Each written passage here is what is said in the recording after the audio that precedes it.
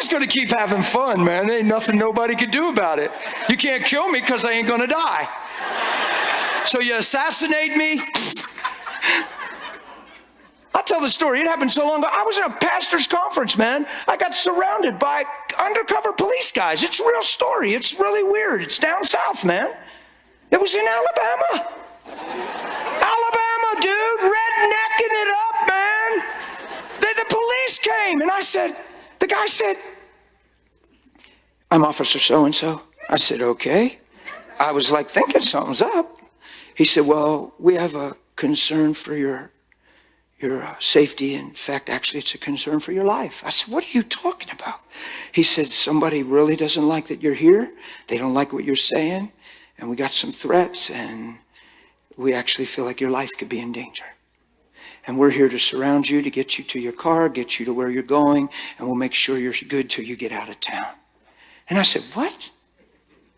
I said, listen, man, we're not going to do any of that. I respect you. I can find you in Romans, the book of Romans. You're appointed by the Lord, but there's a place and time for you. I said, but it ain't now, my friend. I said, here's why. I said, this is intimidation. And if you submit to it, you'll have to always face it and run from it. But if you face it head on, I said, here's the deal. If they say they're going to kill me, let's just see if they can. Let it unfold. That's what I told him. Now, I know what we say in the church. Now, brother, you got to use wisdom. Whose wisdom? That's what I want to know. Your own fear, your own insecurity, your own friend's advice? Or trust in the Lord with all your heart and lean not on your own understanding. Love not your own life unto death so you can truly overcome. You can plead the blood and plead the word, and then you love in your own life and wondering where the power is. How do we overcome? Through the blood of the Lamb, the word of our testimony. That's what we do in church services, and we forget the most important part that the first two hang on. And love not their own lives unto death. I said, sir, we're going to let this unfold. You ain't going to shadow me. I don't want we're going to do this thing like I do every time. I'm going to spend time with the people, hang in the parking lot. I'm driving myself in that car they gave me, and ain't nobody going with me but Jesus. He said, well, I strongly disagree. I said, in all due respect, I'm not asking for your agreement. I love you. I respect you. But we're going to go with what I have faith for on this one. I don't believe they can kill me. I got too much to do anyway. And if they do, I ain't going to die. And I wasn't one bit nervous. See, you don't know what you believe till you're in that situation. You really don't know what you'd say. That was an amazing trip, because on that Alabama was coming at me, my man. On that same trip, I was jogging. I was doing my 5-mile jog in between services. I'm like, Jesus, I'm going up the road, and all of a sudden, I said, whoa, look at that pit bull. I said, hey, buddy.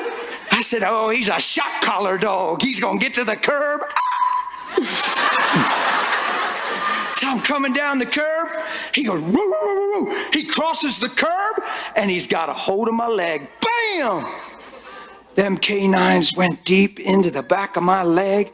You got some main thing right here. That's all I know. Well, it was on this side. Because when he let me go, you know what happened? He's the big dog on the porch. He's holding down the block. He's alpha. He don't realize Omega's in me.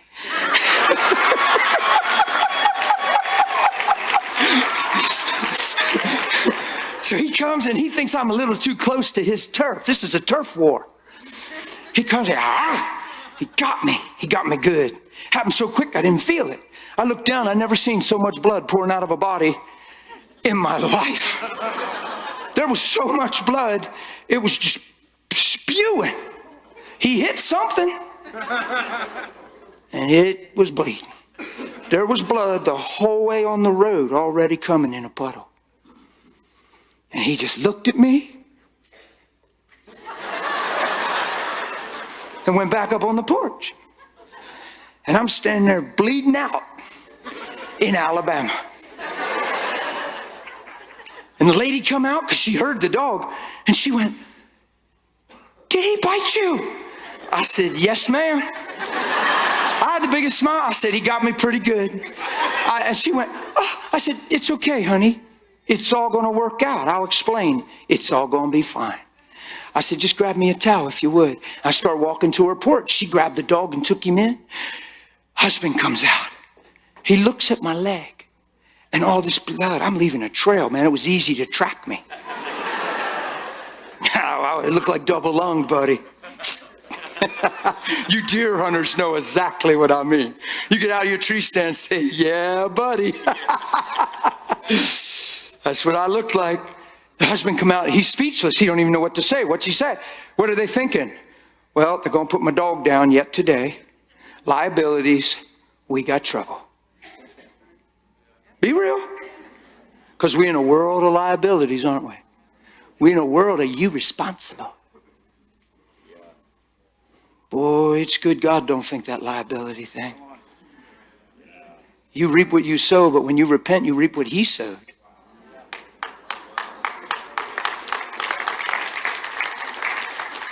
This was all in the same weekend when they was talking about killing me. I'm thinking, I ain't hurt nobody. The dog's even trying to take me out. So I was gentle and calm with him. I said, "Sir, listen, I can see what's going on in your mind. You got no trouble here." I said, "Today's a day of mercy for you." I said, "Here's why. Jesus is my king." And the wife comes out and hands me a towel. I said, "I'm glad you're here so I can tell you together. I know you got a million things going through your mind. You feel responsible. You think your dog's going to get put down. But today's a day of mercy. Here's why. Your dog bit the right person, if that's possible. Because honestly, I have nothing but love for you. And honestly, now you learned that your dog should never be on that porch." "Well, he's never supposed to be out." I get it, honey. But listen, in all due respect, he was out. And I don't care how much you go talking, he shouldn't have been out, he's never out. He was out. And if I was a child or an elderly person or somebody that doesn't have the heart that's in me, today's a day of trouble for you. But I said, today's a day of mercy. Because this is all over already. And I said, you ain't never going to hear nothing back from this. I said, but you've learned something. If you're going to keep a dog like that, you better be responsible and make sure this never happens again. And I took the towel. It was so powerful. I took the towel like this over the cuts, the holes. It looked like somebody took a power nail punch thing, like poof, into my leg. It was, I could have put my pinky in there. And it was in there. I took the towel and I wiped up over it. And not one drip of blood came out of the holes. And I looked at him and smiled. I said, you see my Jesus? I told you everything was going to be okay. And I said, I love you guys. I hugged them and I prayed with them. And she said, well, shouldn't we take you to the hospital? I said, honey, I'm already in him. I'll be fine. You'll never hear back from this. It's over when I run down the street. Today's a day of mercy for you. Love you guys. I started to run and they're looking at me like, what is happening? Why? I didn't ask them if they went to church. They might go to church. But they don't understand maybe Christian living. You know how many people go to church and they'd already have an attorney? Yeah. Do you know how many people are thinking money? Yeah. Pain and suffering? That's why they have a hard time healing. Because they're trying to get benefited for what they're going through. When I told him you ain't going to hear nothing from me, today's a day of mercy, you bit the right guy, blood's already stopped. You don't have to believe me. Time will tell I'm telling the truth. The next time I looked at my leg, the holes were closed. Closed. I ran into the hotel to get dressed because it took a little time there. Got a man coming to pick me up to do a radio show. He wanted to do radio. I don't usually do it, but I told him I would. I liked him. He was a nice guy. And his heart was, I just said, okay. So I just on my way out to run, got talking to the lady at the desk. Guess what she did? She cried. I prayed, laid hands on her, fire. Ah, no, I'm just kidding. I just prayed with her, ministered love to her. She's weeping. I got a word for her. She's my buddy now. I'm her friend. When she sees me coming, she's thinking of Jesus. I come walking in. She looks right down, sees my socks soaking wet with blood and my whole shoes red. I ain't kidding. Soaked with blood. Had a little bit stained on my leg that I missed with the towel, but there ain't nothing coming out of those 2 holes. And she said, "Is that blood? What happened to you?" I said, "Well, actually, a dog bit me when I was..." "A dog?" I said, "Yes." She said, "You got to get to the emergency room." I said, "Honey, I'm in him. I've already been to where I need to be." I said, "I'm fine." She said, "No, you aren't fine." Watch. I only met 2 people after the dog bit me. They both had horror stories with dogs.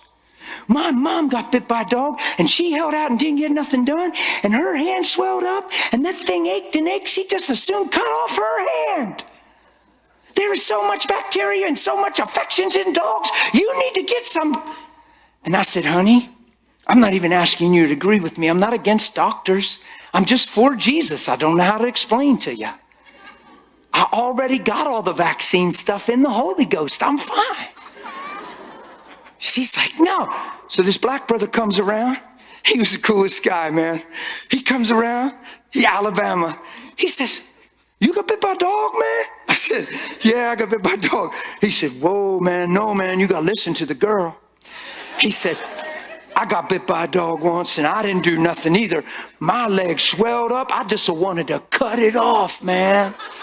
And I said, "Listen, stop. I appreciate your love and concern for me, but like I told the girl, I'm going to be fine." He said, "Well, what about the dog, man?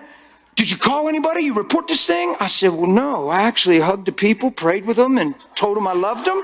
And I told them to learn from this today and never let this happen again, and then they'll never hear back from it again."